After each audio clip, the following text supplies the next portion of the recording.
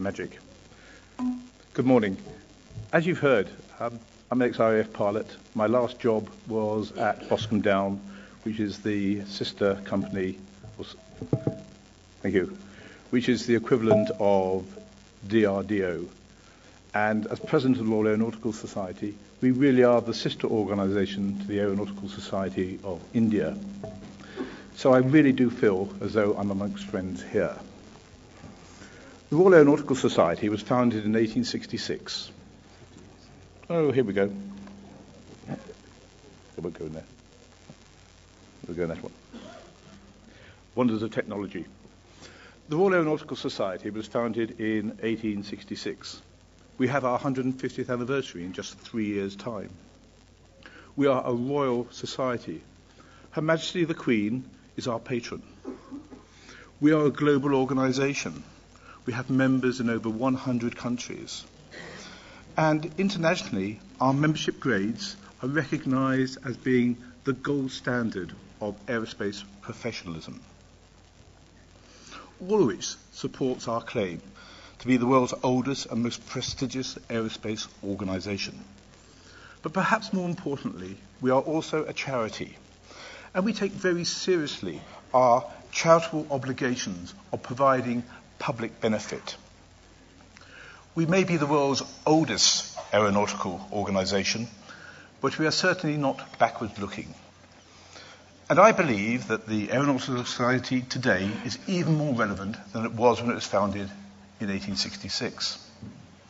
Today, the international, national and local challenges may well be different wherever we are in aerospace. But the opportunities that come from working together to make a difference by discussing issues of concern and by sharing and disseminating best practice are what the society in England and your society in India really is all about. Our society includes a wide spectrum of global aerospace community in terms of sectors and in terms of the demography.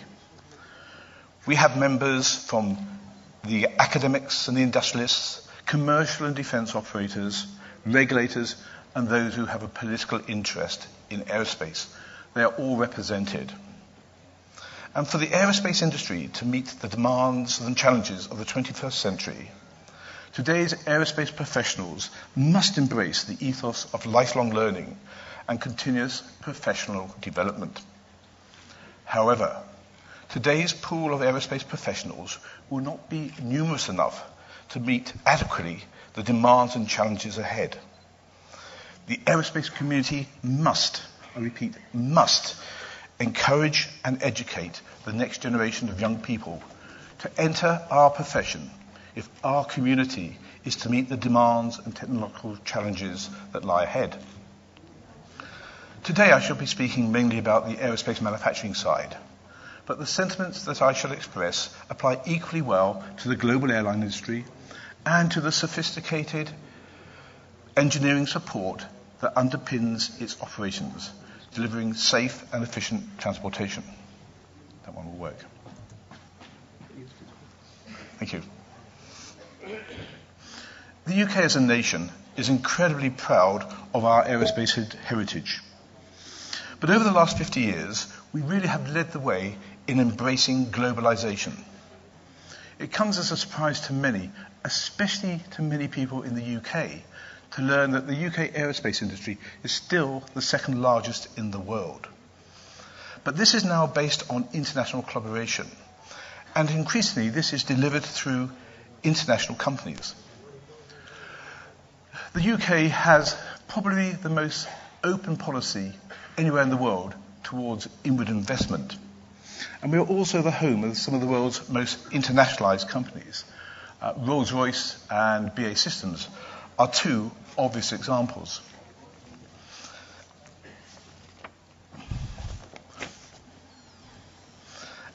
And it is a very important business to be in.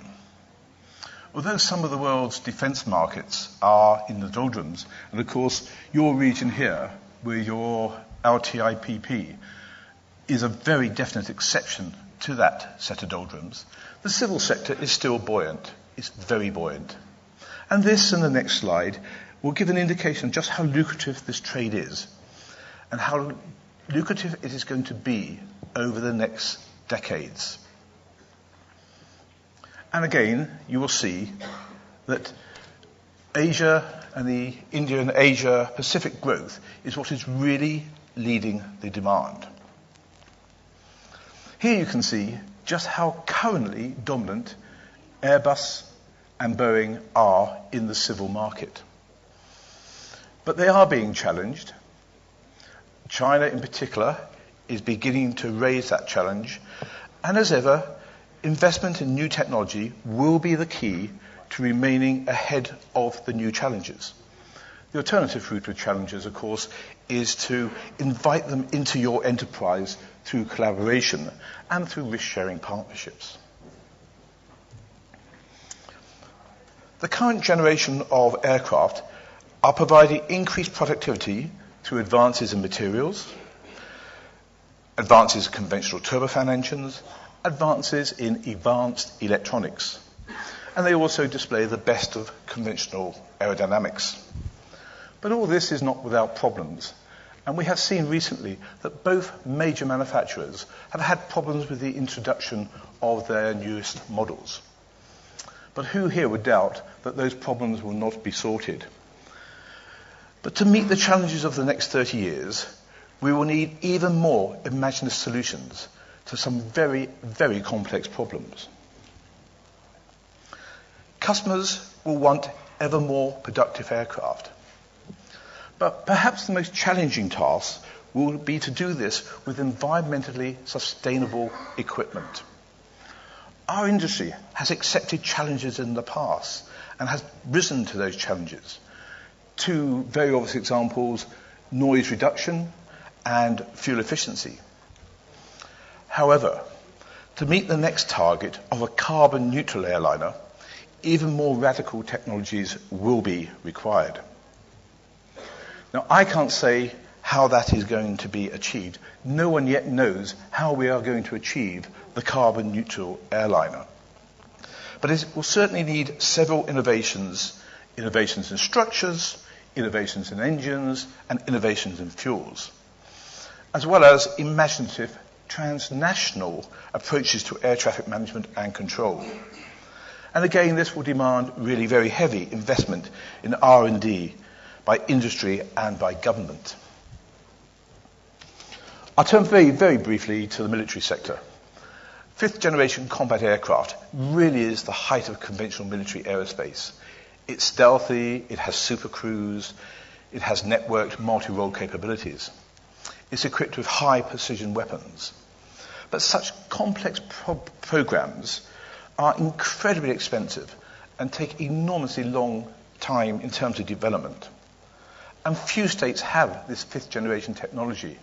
Perhaps only the USA can really claim on its own to have fifth generation technology.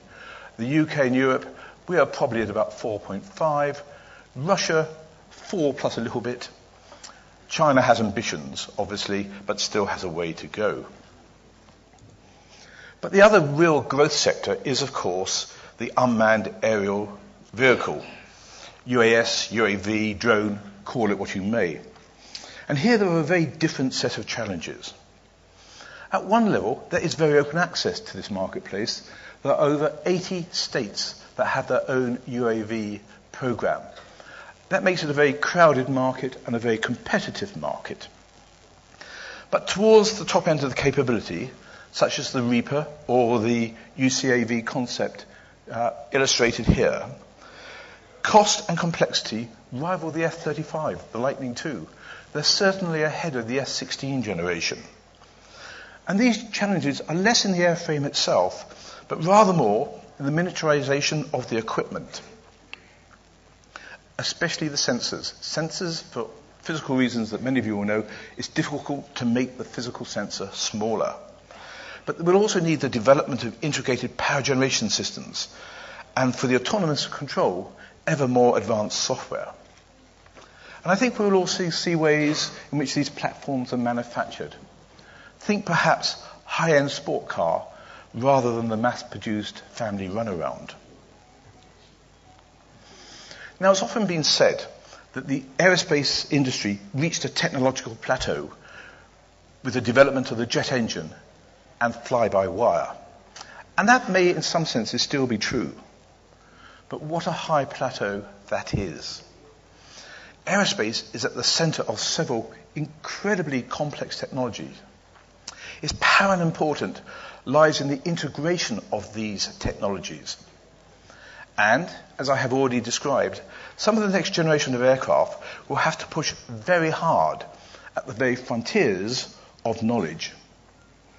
And this is where we need some very clever men and some very clever women. And there is a real shortage of these people. This is partly due to the demographics of the industry in the US and Europe. This actual slide is based on American figures, but the situation is very, very similar in Europe.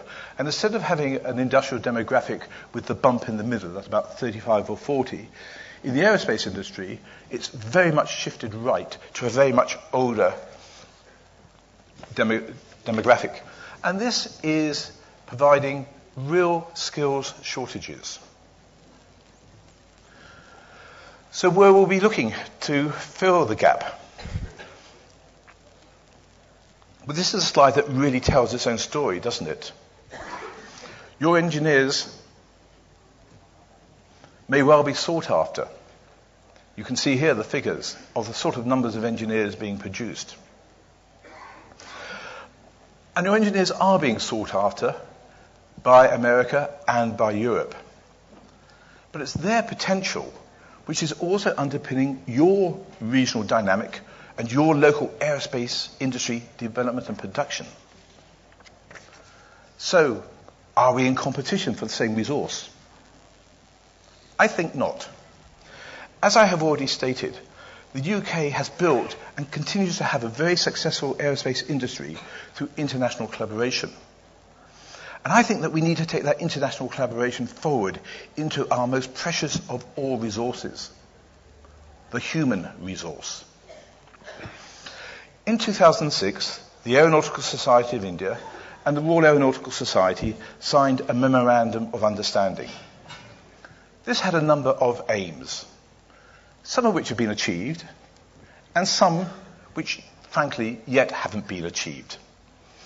However, I do believe that it provides the basis going forward for our two organizations to work together in order to help the global aerospace industry obtain the global engineering talent that it needs globally. Yes, there is a bright future in aerospace wherever it may be located. And the Royal Aeronautical Society and the Aeronautical Society of India will be there to support our people wherever they are in the world and whatever their nationality. And so finally, may I wish everyone here today, speakers and attendees alike, a very successful Aero India 2013 International Cinema. Thank you.